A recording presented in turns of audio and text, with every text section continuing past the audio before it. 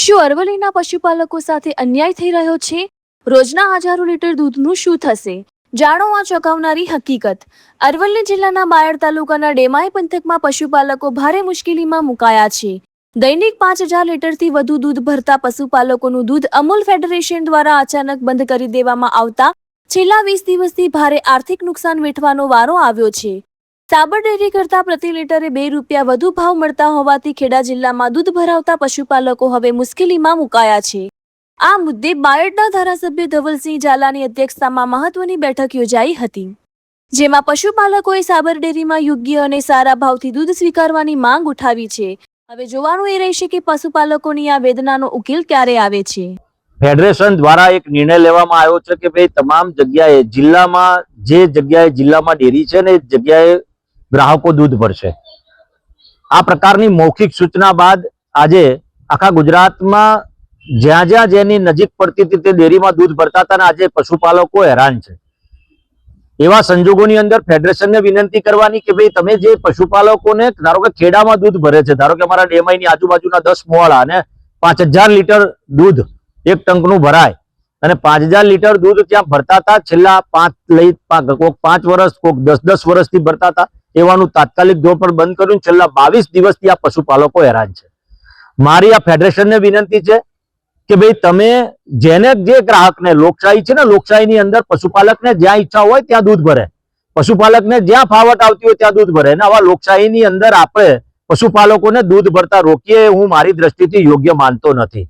આવી મારા મિત્ર કેતનભાઈ ઇનામદારની પણ રજૂઆત છે, મારી પણ એક ધારાસભ્ય તરીકે રજૂઆત છે કે ભાઈ આ પશુપાલકોને જ્યાં ફાયદો દેખાતો હોય ત્યાં દૂધ ભરે, એની છૂટ આપવી જોઈએ. નહીં કે અમને પ્રેશર કરીને કે ભાઈ તમે સાબર ડેરીમાં ભરો, નહીં કે પ્રેશર કરીને કે તમે ખેડા કે અમૂલની કોઈ એક ફેડરેશન ચાલે છે ને, ફેડરેશનમાં ગમે ત્યાં દૂધ ભરી શકે. તમામ ફેડરેશનના અને મેમ્બરોને વિનંતી કરું છું કે ભાઈ તાત્કાલિક ધોરણ પર આ નિર્ણય પર વિચાર કરવામાં આવે. આગામી દિવસોની અંદર આ બધા જ પશુપાલકો રોષે ભરાઈને કોઈ પ્રકારનું કૃત્ય કરે તો સંપૂર્ણ જવાબદારી તમારા બધાની રહેશે. ખાસ કરીને જે પશુપાલકને અત્યારે સાબર ડેરીમાં 10-15 દિવસથી દૂધ ભરે છે ત્યાં ને અહીંયાના દૂધમાં 2 રૂપિયાનો ફરક આવે છે લીટરે. અને લીટરે 2 રૂપિયાનો ફરક એટલે હું માનું છું એક દિવસની અંદર 1000 રૂપિયાનો એક ખેડૂતને ફરક પડે છે, પશુપાલકને ફરક પડે છે. અને એનું ટોટલ જો હિસાબ મારીએ તો 365 એટલે 3 લાખ રૂપિયાની આસપાસનું એને નુકસાન જાય છે વાર્ષિક. અને બોનસમાં પણ એટલો મોટો ફરક પડે છે. હમણાં એક ગ્રાહકે વાત કરી કે ભાઈ મને વર્ષનું 7 લાખ બોનસ મળતું હતું ને અત્યારે મને 4 લાખ મળે છે. એટલે અહીંયા ભરું તો મને 4 લાખ, એટલે એને પણ એ 3 લાખ. એટલે મૂળ કહેવાનો આશય એ છે કે કાં તો ડેરીઓના તમામ ગુજરાતની ડેરીઓના દૂધ એક સરખા ભાવ નક્કી કરે ફેડરેશન કે ભાઈ આ જ ભાવ આપવો અને તમામ જગ્યા પર એક સરખો ભાવથી દૂધ લેવામાં આવે તો આ પશુપાલકોનો ઝઘડો પણ મટી જાય.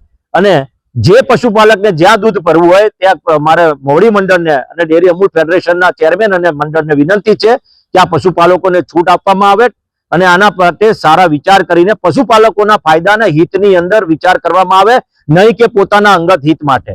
આ ડેરીમાં બની બેઠેલા ક્યાંક ને ક્યાંક પશુપાલકોને નુકસાન કરી રહ્યા છે તો એવા પર કડક કાર્યવાહી પણ થાય.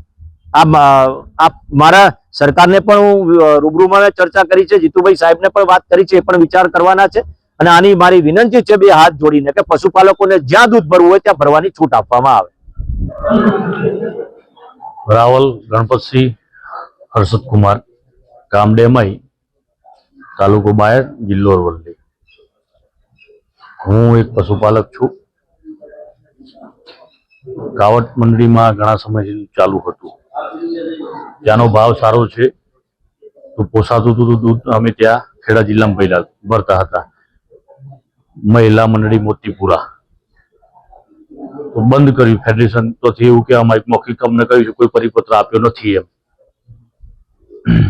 અમે પૂછ્યું કે મૌખિક તમે કહો છો એમ કોઈ પરિપત્ર હોય તમને બતાવો. એમ કે મૌખિક જ કહ્યું છે એમ કે જો તમે આ દૂધ બંધ નહીં કરો તો મંડળીને મેં એવું કહેવામાં આવ્યું કે તમારે 2% પેનલ્ટી લાગશે મંડળી ઉપર.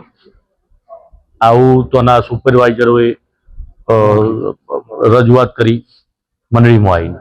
તો હાલ અમારું દૂધ સાબરમાં જાય છે પણ અમને પોસાતું નથી. કારણ કે ખેડા જિલ્લા અમૂલ ડેરીનો ભાવ જ એ રીતનો છે કે અમને લીટરે 4 રૂપિયા વધારે મળે છે.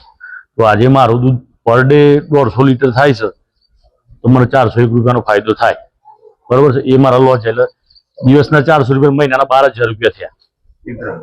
મારે એકલાના, એવા તો 200 ગ્રાહકથી ઉપર ગ્રાહકો છે. જે લોકોના આજીવિકાનું જે સાધન હતું, બરોબર છે, એ હાલ કહેવાનો મિનિંગ કે જે ડેવલપ થયું હતું ખેડા જિલ્લામાં દૂધ ભરવાથી, ખેડા જિલ્લાના આસપાસ 1 થી 1.5 કિલોમીટરના જ ગામો છે આ, જે તો દૂધ ભરવા જાય એમને નજીક પડે છે પાછું, બરોબર છે. પણ હાલ એ લોકોના અત્યારે નાસીપાસ થઈ ગયા એવું થઈ ગયું છે એમને, તમારે કરવું તો કરવું શું એમ. હવે એ લોકો હાલ અત્યારે માધવ કંપા દૂધ ભરવા જાય, કોક છબો જાય, કોક પેન્ટરપુરા જાય, એવી રીતે લોકો દૂધ ભરાવા જાય છે. એટલે એમનો સમય બી બરબાદ થાય છે, પૈસા તો એ ભાવ મળતો જ નથી જે ખેડામાં ભાવ મળતો હતો, બરોબર છે. તો પછી અમૂલની પ્રોડક્ટ દરેક જગ્યાએ વેચાતી હોય તો પશુપાલક એનો માલ ગમે તો વેચી શકે.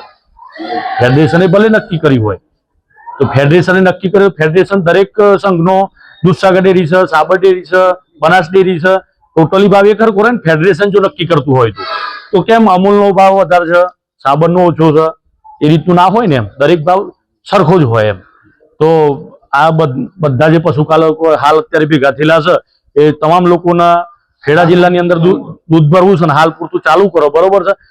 આગળના દિવસોમાં આવાના અનુસંધાને મોટું એક આંદોલન છેડવામાં આવશે. હા, કોટરાએ પણ જવામાં આવશે. જય જવાન જય કિસાન. હું ડેમાય ગામ ચેહવાના મોવાળા પેટાપુરા કૈલાસબેન કાળસી. હું આજ 5 વર્ષથી હું કાવઠમાં દૂધ ભરાતું હતું અમારી. પછી અરવલ્લીમાં સાબર ડેરીમાં મને ભાવ ઓછો મળતા અમે 20 દિવસથી અમારું દૂધ બંધ કર્યું છે.